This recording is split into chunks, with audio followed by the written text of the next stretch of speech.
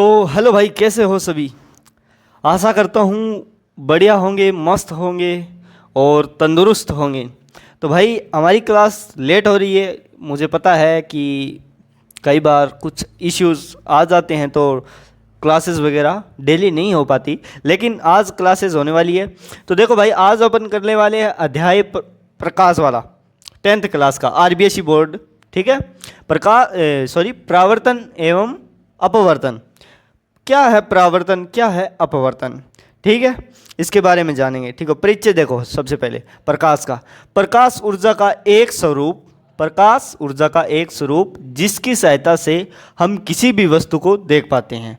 मान लो आप किसी कमरे में गए, उसे बंद कर लिया, उसकी लाइट ऑफ कर दी, तो क्या होगा? आपको कुछ दिखाई नहीं देगा क्योंकि अंधेरा हो जाएगा। लेकिन जैसे ही प्रकाश का आगमन होगा, यानी कि लाइट ऑन होगी, तो आपको सब कुछ दिखाई देना शुरू हो जाएगा। तो यही है कि जब प्रकाश पहुंचता है तो तभी हमें दिखाई देता है, वरना दिखाई नहीं देता। प्रकाश सामान्यतः सीधी रेखा में चलता है, यानी कि प्रकाश की जो किरणें हैं वो सामान्यतः सीधी रेखा में चलती है। ठीक है। जब प्रकाश किसी सतह या माध्यम से टकराता है तो वह परावर्तित या अपवर्तित हो सकता है।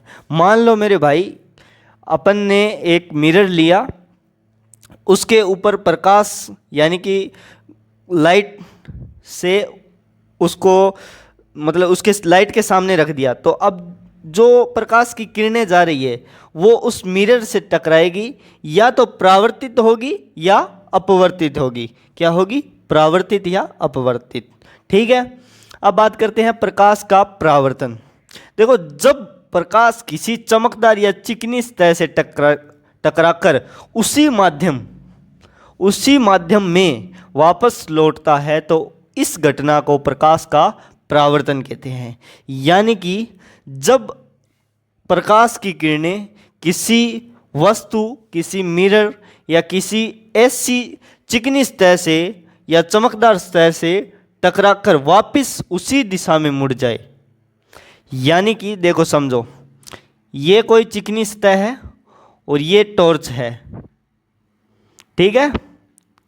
अब यहां से प्रकाश पड़ा और इसी दिशा में आ रहा था, अब इसी दिशा में वापस, तो ये क्या हो गया? प्रकाश का परावर्तन।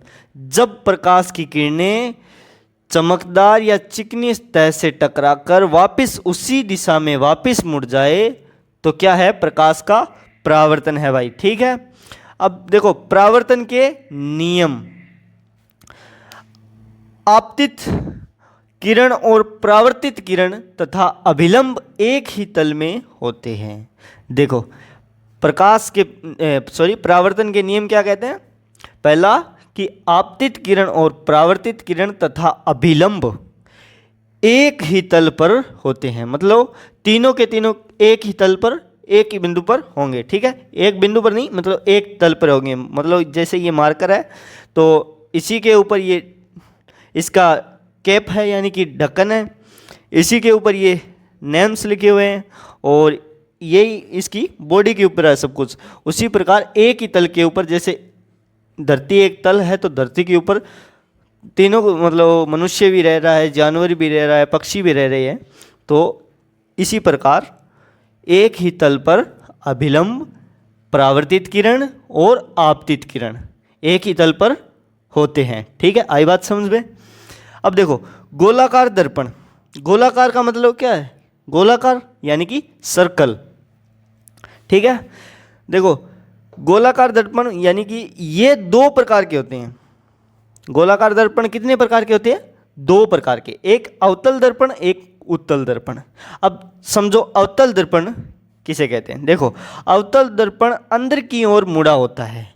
जो अवतल दर्पण होगा वो क्या होगा? अंदर की ओर थोड़ा मुड़ा होगा।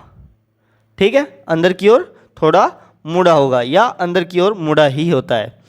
सामान्यतः किरणों को एक बिंदु पर एकत्रित करता है। सामान्यतः जो प्रकाश की किरणें आती है उनको एक बिंदु पर रोक के रखता है या एकत्रित करता है। ठीक है। उपयोग की बात करें तो वाहन की हेडलाइट, आपने देखा होगा जो गाड़ी है, बाइक है, उनकी हेडलाइट होती है वो कौन सा दर्पण है? अवतल दर्पण। जो प्रकाश की किरणें आती है उनको एक जगह एकत्रित करके रखता है, इधर उधर ज़्यादा फैलाता नहीं है।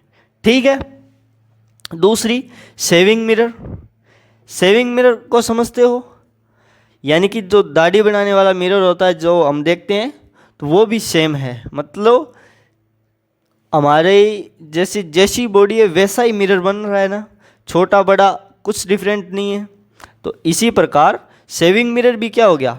अवतल दर्पण। हम जो हमारे घर पर शीशा होता है उसको अवतल दर्पण भी बोल सकते हैं। ठीक है। अब बात करें सौर भट्टी। अब जो सौर भट्टी होती है वो भी क्या है? अवतल दर्पण। उत्तल दर्पण की बात करें तो बाहर की ओर उभरा हुआ होता है। उत्तल दर्पण क्या होता है? बाहर की ओर उभरा हुआ। ठीक है, बाहर की ओर उभरा हुआ ऐसे। ठीक है।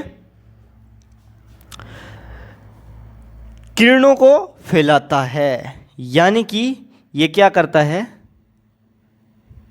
किरणों को क्या करता है? फैलाता है। अवतल दर्पण अंदर की ओर मुड़ा होता है और जो उत्तल दर्पण है वो बाहर की ओर मुड़ा होता है। और जो अवतल दर्पण है वो किरणों को एकत्रित करता है और ये क्या करता है? किरणों को फैलाता है। उपयोग की बात करें तो वाहनों के रियर व्यू मिरर, जो रियर व्यू मिरर होते हैं जिसमें रियर इमेज बनती है, तो वो क्या है? उत्तल दर्पण। सड़क के मोड़ों पर सुरक्षा दर्पण। ठीक है। अब देखो, दर्पण से संबंधित प्रमुख दर्पण, यानी कि दर्पण से संबंधित प्रमुख दर्पण कौन कौन से? देखो, ध्रुव को पोल यानी कि किससे डिनोट किया जाता है? पी से। वक्रता केंद्र सी। मुख्य अक्ष, मुख्य फोकस और फोकस दूरी यानी कि एफ। आए बात समझ में? एक बार दोबारा बताऊं। देखो, परिचय की बात करें तो प्रकाश ऊर्जा का एक रूप है जिसकी सहायता से हम किसी भी वस्तु को देख पाते हैं। प्रकाश सामान्यतः सीधी रेखा में चलता है। जब किसी सतह या माध्यम से टकराता है तो वह परावर्तित या अपवर्तित होता है। ठीक है। प्रकाश का परावर्तन, जब प्रकाश किसी चमकदार या चिकनी सतह से टकराता है तो उसी माध्यम में अगर वापस लौट जाता है तो उस घटना को क्या बोलते हैं? प्रकाश का परावर्तन। यानी कि प्रकाश का क्या हुआ है? परावर्तित या परावर्तन हुआ है।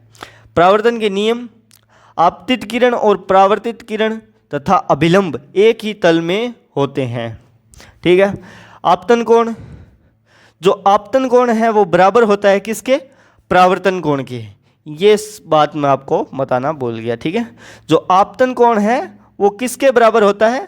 परावर्तन कोण के। ठीक है। गोलाकार दर्पण, ये दो प्रकार के होते हैं, अवतल और उत्तल दर्पण। ठीक है। अवतल क्या होता है कि अंदर की ओर मुड़ा होता है और जो उत्तल होता है वो बाहर की ओर मुड़ा होता है। अवतल क्या करता है? प्रकाश को एकत्रित करता है और जो उत्तल होता है वो प्रकाश को फैलाता है। अवतल का उपयोग बताएं तो देखो, जो वाहनों की हेडलाइट वाली जो मिरर हो गए, शीशे हो गए, और उत्तल के जो वाहनों के रियर व्यू मिरर हो गए, सड़कों के मोड़ों पर सुरक्षित दर्पण हो गए, ये सारे के सारे क्या है? अवतल दर्पण है। और उत्तल सेविंग मिरर, अपना जो घर पे शीशा वगैरह होता है ना, वो क्या है? अवतल दर्पण ही है। उसको देख लेना क्या है वो? अवतल दर्पण। ठीक है।